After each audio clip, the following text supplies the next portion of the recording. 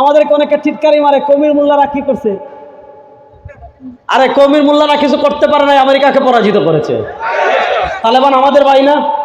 এরা কোথায় পড়েছে? সব কমি মাদ্রাসার আলেম, সব কমি মাদ্রাসা। হেবাতুল্লাহ আহুজান্দা কমি মাদ্রাসার ছাত্র, মোল্লা ইয়াকুব কমি মাদ্রাসার ছাত্র, সিরাজউদ্দিন হাক্কানি, এরা উম্মার সিংহ পুরুষ।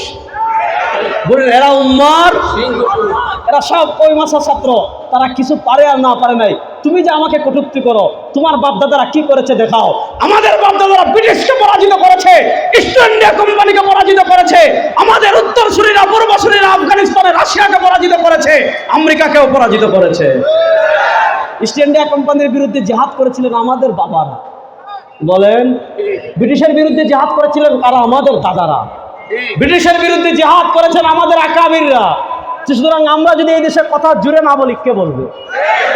আমরা যদি বড় গলায় কথা না বলি, কে বলবে?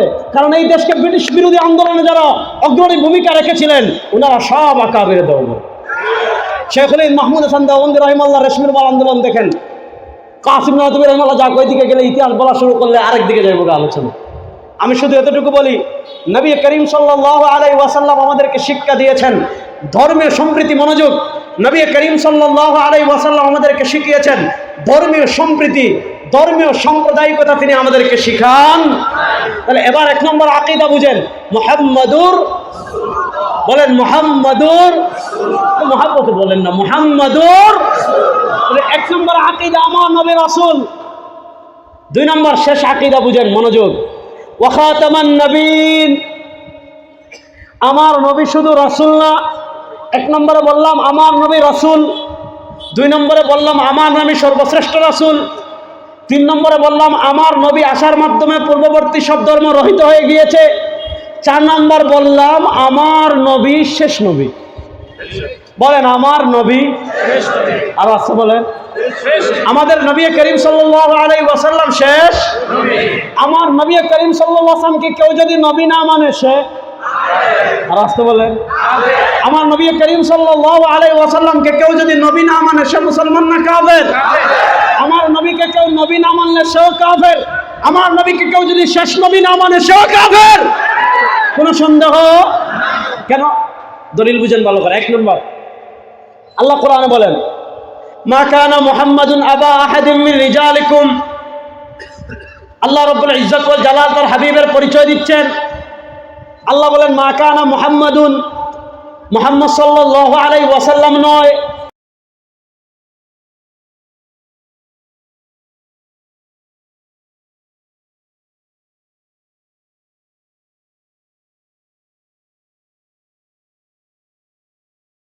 রাসূলুল্লাহ। আমার হাবিবের এক নম্বর পরিচয় তিনি কার রাসূল? জোরে বলেন, আমার হাবিবের এক নম্বর পরিচয় ওয়ালাকিন রাসূলুল্লাহ। আমার হাবিবের এক নম্বর পরিচয় তিনি আল্লাহর রাসূল।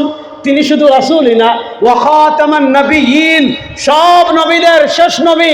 আমার হাবিবের পরে দুনিয়াতে আর কোন নবী আসবেন?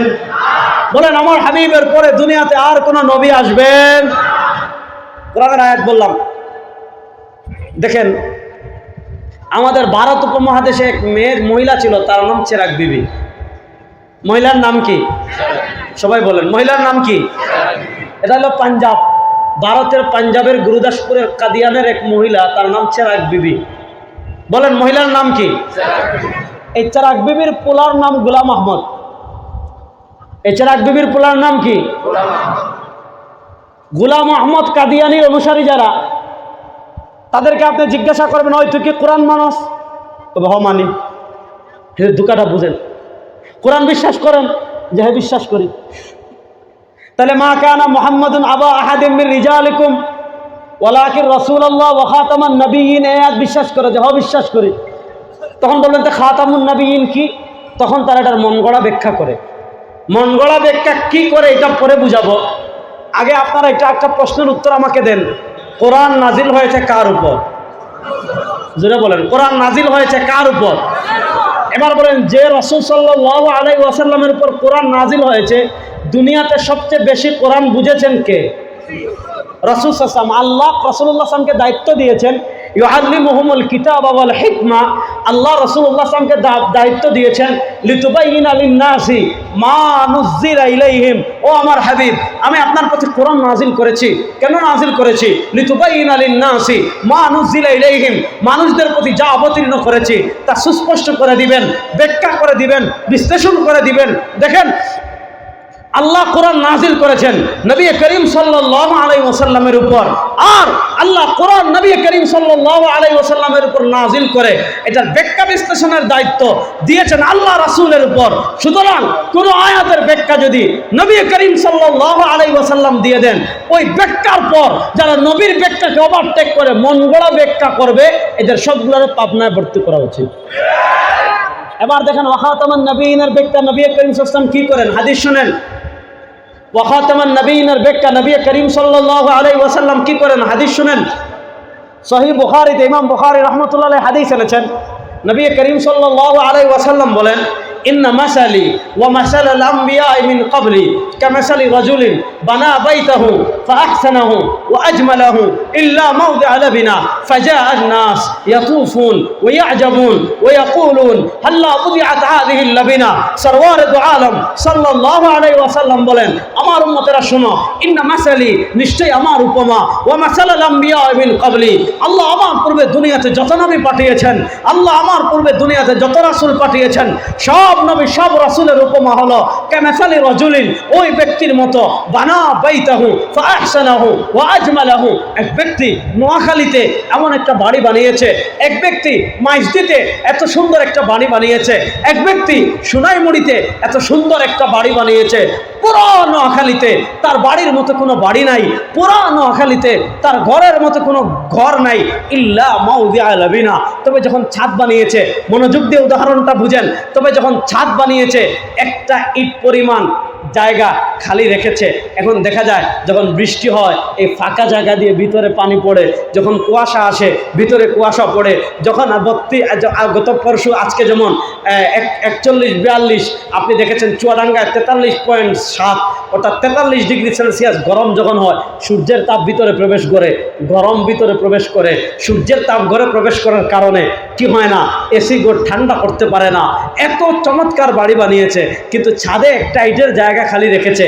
ফাজা আন্নাস ইয়াতুফুন, মানুষ লক্ষ্মীপুর থেকে পিকনিক করে তার বাড়ি দেখতে আসে, মানুষ লাকছাম থেকে পিকনিক করে তার বাড়ি দেখতে আসে, মানুষ মহিপাল থেকে পিকনিক করে তার বাড়ি দেখতে আসে।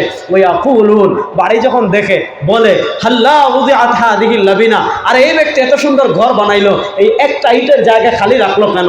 হাল্লা উযিআত হাযিহিল লাবিনা, ওই একটা ইটের জায়গা যদি পূর্ণ করে দিত, তার ঘর পূর্ণ হয়ে যেত, তার ঘরে কোনো কিছু বাকি থাকতো না। হাল্লা উযিআত হাযিহিল লাবিনা, এই যে একটা ইটের জায়গা খালি রেখেছে, ওই খালি জায়গাটা যদি পূর্ণ করে দিত, তার ঘর পূর্ণ হয়ে যেত। নবী করিম সাল্লাল্লাহু আলাইহি ওয়াসাল্লাম বলেন, আমার উম্মতেরা শুনো, আল্লাহ রাব্বুল ইজ্জত ওয়াল জালাল পৃথিবীতে নবুয়তের ঘর নির্মাণ শুরু করেছিলেন বাবা আদম আলাইহিস সালাতু ওয়াস সালামকে দিয়ে। বাবা আদম ছিলেন নবুয়তের ঘরের প্রথম ইট। তারপর আল্লাহর নিজাম কি ছিল? কানাত বানু ইসরাঈল। ইমাম বুখারী রাহমাতুল্লাহ আলাইহি সহিহ বুখারীতে হাদিস এনেছেন, সরওয়ার দু আলম সাল্লাল্লাহু আলাইহি ওয়াসাল্লাম বলেন, কানাত বানু ইসরাঈল তাসুসুহুমুল আমবিয়া কুল্লামা হালাকা আইন তাকালা নবিয়্যুন খালাফাহু নবিয়্যুন। এরপর আল্লাহর নিজাম ছিল, আল্লাহর সিস্টেম ছিল, আল্লাহ মানুষকে নেতৃত্ব দেওয়ার জন্য একের পর এক নবী পাঠিয়েছেন। মনোযোগ দিয়ে বুঝেন, নবুয়তের ঘরের প্রথম ইট ছিলেন বাবা আদম। এরপর আল্লাহর নিজাম ছিল তাসুসুহুমুল আমবিয়া, আল্লাহ ধারাবাহিকভাবে একের পর এক নবী পাঠিয়েছেন, আল্লাহ ধারাবাহিকভাবে একের পর এক রাসূল পাঠিয়েছেন। একজন নবী এসেছেন, নবুয়তের ঘরের একটা ইট পূর্ণ হয়ে গিয়েছে, আরেকজন নবী এসেছেন, নবুয়তের ঘরে আরেকটা ইট লেগেছে, আরেকজন নবী এসেছেন, নবুয়তের ঘরে আরেকটা ইট লেগেছে, আরেকজন নবী এসেছেন, নবুয়তের ঘরে আরেকটা ইট লেগেছে, আরেকজন নবী এসেছেন, নবুয়তের ঘরে আরেকটা ইট লেগেছে। ওই ব্যক্তির ঘরে যেমন ছাদে একটা ইটের জায়গা খালি ছিল, সরওয়ার দু আলম সাল্লাল্লাহু আলাইহি ওয়াসাল্লাম বলেন, হযরত ঈসা আলাইহিস সালাম দুনিয়াতে আসার পর নবুয়তের ঘরের মাত্র একটা ইট খালি জায়গা ছিল। ওই ব্যক্তির ঘরে যেমন এক ইটের জায়গা খালি ছিল, সরওয়ার দু আলম সাল্লাল্লাহু আলাইহি ওয়াসাল্লাম বলেন, নবুয়তের ঘরে তেমন এক ইটের জায়গা খালি ছিল, আনা হাদিহিল লাবিনা। সরওয়ার দু আলম সাল্লাল্লাহু আলাইহি ওয়াসাল্লাম বলেন, ওই নবুয়তের ঘরের একটা ইটের জায়গা আমি, আনা খাতামুন নবিয়্যিন লা নাবিয়্যা বাদি। ওই ব্যক্তির ছাদে একটা ইট লাগালে যেমন আর ইট লাগানোর জায়গা নাই, আল্লাহ আমার মাধ্যমে নবুয়তের ঘর পূর্ণ করে দিয়েছেন।